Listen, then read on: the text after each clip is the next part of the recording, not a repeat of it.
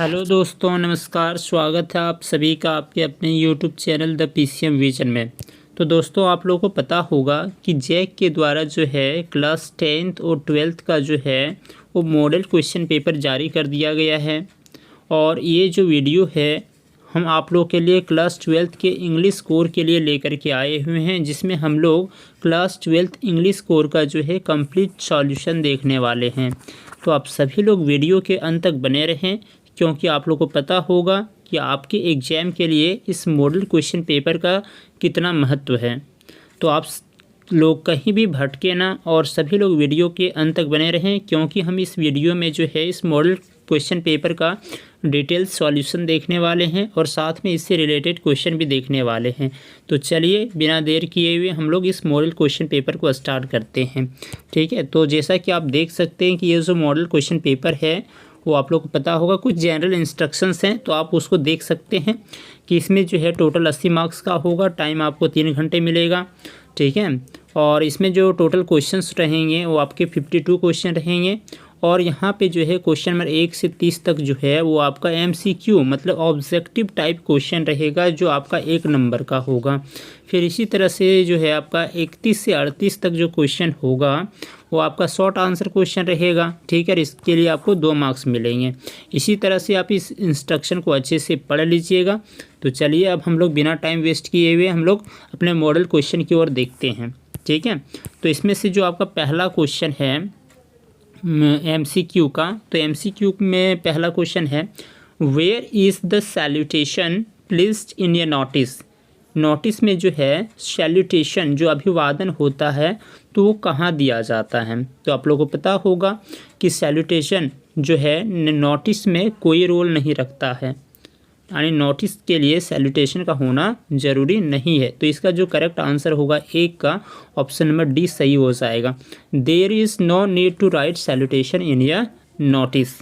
Next question देखिए, question number 2, notices in schools and colleges contain certain announcement for. तो जो notices होते हैं स्कूल्स और कॉलेज में जो नोटिसेस निकाले जाते हैं तो किसके लिए होते हैं, अनाउंसमेंट। ठीक है, ऑप्शन है प्रिंसिपल, हेडमास्टर, स्टूडेंट्स और पियून।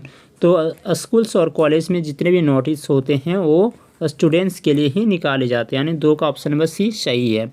अगला क्वेश्चन देख लीजिए, question number 3, letters to the editor are written for. तो जो भी लेटर्स होते हैं एडिटर के पास जो लिखे जाते थे, क्यों लिखे जाते थे। एडिटर का मतलब होता है संपादक, और संपादक क्या करते हैं, न्यूज़पेपर वगैरह का संपादन करते हैं, प्रकाशन करते हैं। तो इस तरह से जो है आपका 3 का ऑप्शन नंबर ये सही हो जाएगा, न्यूज़पेपर। अगला क्वेश्चन देखिए, what is the setting of the last lesson. ये जो लास्ट लेशन है तो वो किस वॉर पे सेट किया गया था। तो आप लोगों को पता होगा द फ्रैंको प्रूशियन वॉर। ठीक है, जिसमें से ये जो वॉर है वो कब हुआ था, 1870 से 1871 के बीच हुआ था, जिसमें से जो है फ्रांस को जो है वो प्रसिया के द्वारा डिफीट कर दिया जाता है, उसको हरा दिया जाता है फ्रांस के द्वारा, है ना।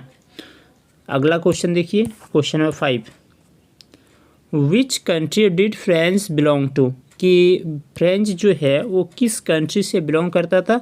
तो सही आंसर इसका हो जाएगा ऑप्शन नंबर सी करेक्ट, यानी फ्रांस। अगला क्वेश्चन देखिए, question number 6, is your school ready. क्या आपका स्कूल तैयार है। तो इस क्वेश्चन को जो है कौन पूछता है, तो यहाँ पे जो है साहिब, ऑप्शन नंबर डी जो होगा वो सही होगा। साहिब जो है हमारे ऑथर एनिस जंग से पूछते हैं कि क्या आपका स्कूल रेडी है, जब वो पूछती हैं कि स्कूल क्यों नहीं जाते हो, है ना। नेक्स्ट क्वेश्चन देखिए, question number 7, the rag pickers have no identity but they have. Rag pickers के पास जो है कोई पहचान नहीं है, लेकिन वो लोग के पास क्या है, तो राशन कार्ड्स हैं, है ना। 7 का सी सही है। अगला देखिए, question number 8, deep water is an excerpt taken from. Deep water जो है एक एक्सेप्ट है, वो कहाँ से लिया गया है। तो सही आंसर है option number B, of man and mountains. ठीक है, और ये जो डीप वाटर है वो किसके द्वारा लिखा गया है, तो विलियम डगलस के द्वारा लिखा गया है, विलियम डगलस। चलिए अगला क्वेश्चन देखते हैं, why did Douglas hire an instructor. Douglas जो है उसने एक इंस्ट्रक्टर को क्यों हायर किया हुआ था, सिखाने वाले को क्यों हायर किया हुआ था, क्योंकि ये जो डगलस हैं तो इनको पानी से जो है बहुत ज़्यादा डर लगता था और वह स्विमिंग सीखना चाहता था। तो इस प्रकार से जो है आपका ऑप्शन नंबर डी सही हो जाएगा। To overcome his fear of water and learn swimming, अपने डर किसके प्रति, जो पानी के प्रति है, तो उसको ओवरकम करने के लिए और स्विमिंग सीखने के लिए। नेक्स्ट देखिए question number 10, what did the old man offer to rattrap peddler. तो जब ये रेड ट्रैप पैडलर जाता है उस ओल्ड मैन के यहाँ पे, तो वो ओल्ड मैन उसको खाने के लिए क्या चीज़ ऑफर करते हैं, तो सही आंसर है पॉरिस और टोबैको, यानी इस तरह से आपका ऑप्शन नंबर डी करेक्ट है, both A and C. Next question देखिए, what amount of money was stolen from crofter's pouch. तो वो जो रेड ट्रैप पैडलर था तो उसने उस जो क्रॉफ्टर था, जो किसान था, तो उस बूढ़े आदमी से कितने पैसे चुराए हुए थे, तो सही आंसर इसका हो जाएगा 30 क्रोनर्स। अगला देखिए, where was the annual convention of the Indian National Congress party held. तो ये जो एनुअल कन्वेंशन है किसका, तो इंडियन नेशनल कांग्रेस पार्टी का जो एनुअल कन्वेंशन चल रहा था तो कहाँ पे चल रहा था, सही आंसर हो गया आपका लखनऊ। अगला क्वेश्चन देखिए, pan cake was the brand name of the.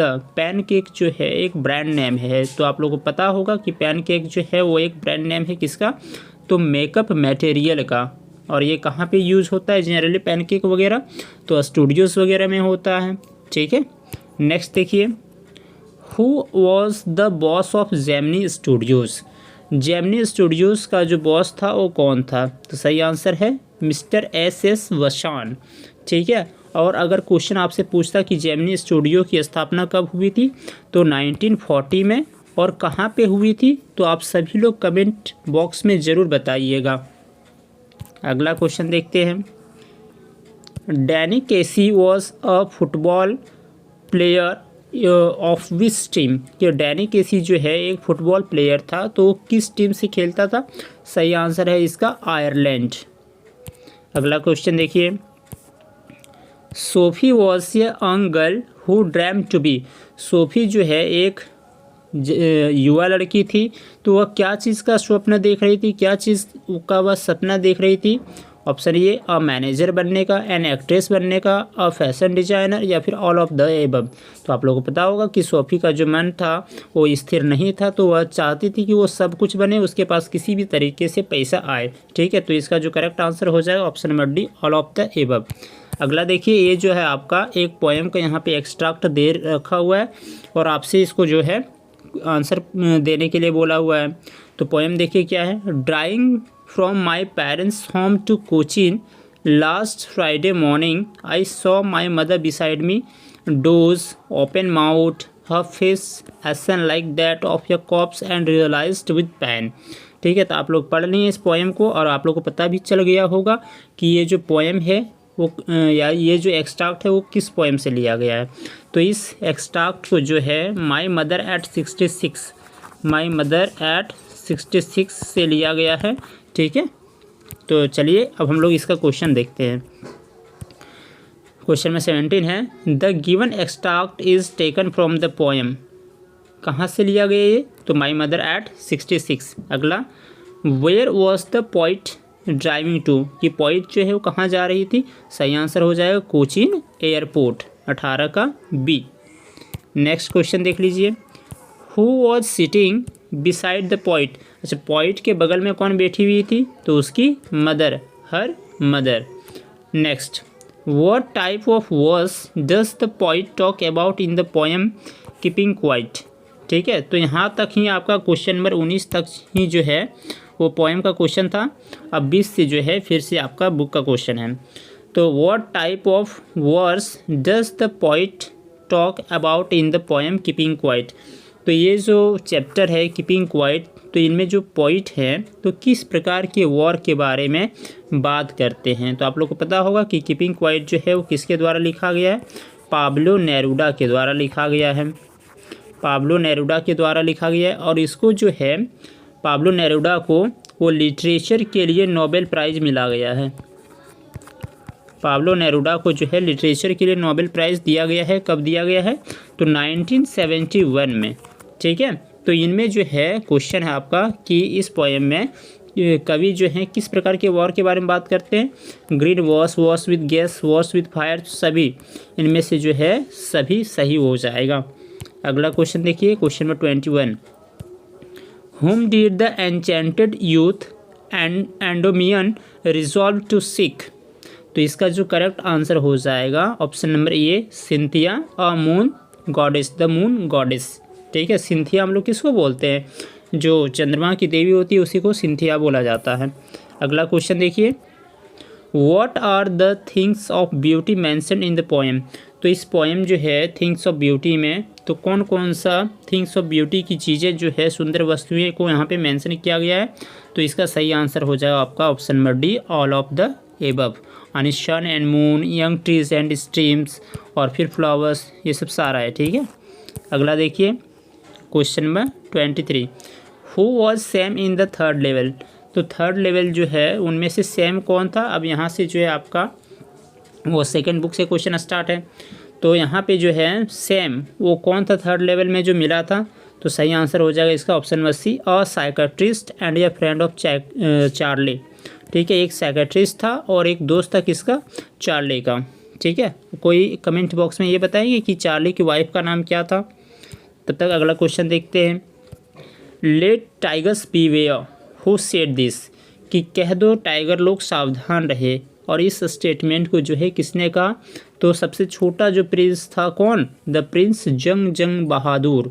ठीक है, तो उसने क्या बोला हुआ था? जब एस्ट्रोलॉजर्स भविष्यवाणी करते हैं कि इसकी मृत्यु टाइगर से आनी है तो वह क्या बोलते हैं कि लेट टाइगर्स बीवेयर। तो सही आंसर इसका है option number C, the prince Jung Bahadur. अगला क्वेश्चन देखिए, for how many years ago did Gondwana exist? कितने साल पहले जो है गोंडवाना एग्जिस्ट करता था? तो सही आंसर है आपका 650 मिलियन ईयर्स पहले। Next, what is the academic सोलेस्की? तो एकेडमिक सोलेस्की क्या चीज़ था? तो आप लोगों को पता होगा कि आप जब पढ़ेंगे the journey to the end of the earth तो इसमें आया हुआ था क्या? A Russian research vessel. ठीक है, तो एक प्रकार का जहाज़ था और कैसा जहाज़ था? तो रिसर्च वेसल था, है ना। अगला क्वेश्चन देख लीजिए, question number 27। The wounded soldier of the story the enemy belong to? तो ये जो स्टोरी है द एनिमी, तो इनमें से जो घायल सैनिक था वो कहाँ से, किस देश से बिलोंग करता था? तो सही आंसर है इसका यूएस नेवी से। अगला question, question number 28। What did Mr Lamb grow in his garden? कि मिस्टर लैम जो है अपने बगीचे में क्या चीज़ उपजाते थे? सही आंसर है इसका एप्पल। नेक्स्ट क्वेश्चन नंबर 29 देखिए, why did Bama reach in 1 hour instead of 10 minutes? ठीक है, देखिए बामा का स्कूल जो था, बामा का जो स्कूल था वो उसके घर से कितना दूर था? तो बामा का जो स्कूल था उसके घर से लगभग 10 मिनट की यात्रा पर हो जाता था, लेकिन बामा जो है वो इस 10 मिनट की यात्रा को कभी कभी वो आधा घंटा से क्या करती थी, 1 घंटा पहुंचा देती थी। क्यों? क्योंकि जब ये अपने रास्ते से होकर जाती थी तो इसके रास्ते में बहुत सारी अट्रैक्शंस की वस्तुएं मिलती थी, मेले मिलते थे, बाज़ार मिलता था। ठीक है, तो उन सबको देखते देखते जो है उसको 1 घंटा का समय लग जाता था। चलिए क्वेश्चन देखते हैं हम लोग। Why did Bama reach in 1 hour instead of 10 minutes? की बामा जो है 10 मिनट की जगह पर 1 घंटा क्यों लगाती थी पहुंचने में? ऑप्शन पहला है because she use to stop at every shop, क्योंकि वह लगभग सभी दुकानों में रुकती थी। अगला ऑप्शन है because she use to watch shows on the road, क्योंकि वह जो है रोड पे जो शोज वगैरह चल रहे होते तो उसको देखती थी। Because she use to enjoy all fun on the roads, या फिर वो जो है रोड्स में जितने सारे की एन्जॉय यानी फन की वस्तुएं चल रही थी तो उसको देखती थी। तो इसका सही आंसर हो जाएगा आपका option number D, all of the above. और लास्ट क्वेश्चन देखिए, why did Zitkala not like to cut her hair? Zitkala जो है अपने बाल को काटना पसंद क्यों नहीं करती थी? सही आंसर है option number C, because her mother had told her that mourners and cowards keep such hair, क्योंकि उसकी माँ ने उसको बताया था कि ये सब जो हैं, जो बाल वगैरह कटवाते हैं तो वो सब किसका काम होता है, वो मॉर्नस और कवच डरपोक लोगों का काम होता है। ठीक है, तो ये इसीलिए जो है जिटक्लासा अपना बाल नहीं कटवाना चाहती थी। तो दोस्तों आज की इस वीडियो में जो है हम लोग क्लास 12th का आज ऑब्जेक्टिव टाइप क्वेश्चन देखें। सब्जेक्टिव टाइप क्वेश्चन जो है हम लोग अगले सेशन में देखेंगे। और अगर आप लोगों को यह वीडियो पसंद आए तो आप वीडियो को अपने दोस्तों के भी ज़रूर शेयर करिएगा, और आपको एक ही चैनल में जो है सारे वीडियोस ही उपलब्ध हो जाएंगे। तो आप इसीलिए अगर आप नए हैं चैनल पे तो ज़रूर सब्सक्राइब करें। आज के लिए इतना ही, धन्यवाद।